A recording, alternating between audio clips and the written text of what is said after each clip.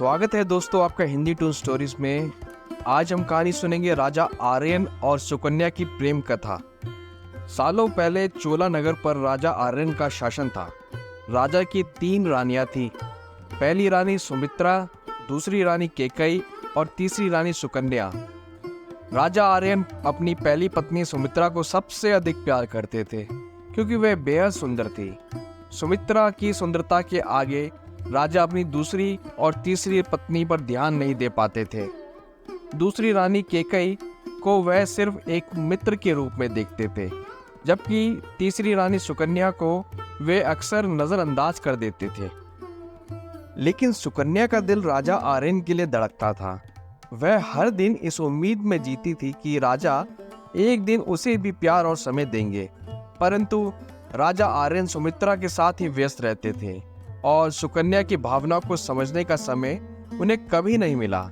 इस तरह कई साल बीत गए। एक दिन राजा आर्यन अचानक गंभीर बीमार हो गए।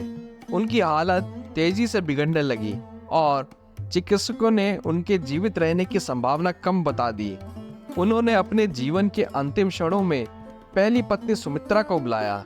जब सुमित्रा उनके पास आई तो राजा ने पूछा, मेरे प्रिय, मेरी हालत बहुत खराब है और मुझे लगता है कि मैं भगवान के पास जा रहा हूँ।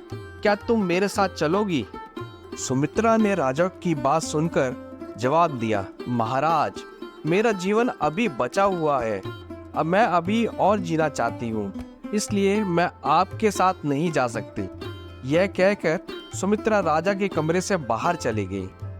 राजा ने अपनी दूसरी रानी केकई को बुलाने का आदेश दिया। केकई को जब पता चला कि राजा अपने अंतिम क्षण में हैं और उन्हें अपने साथ लेकर जाना चाहते हैं, तो उसने राजा के पास जाने से मना कर दिया।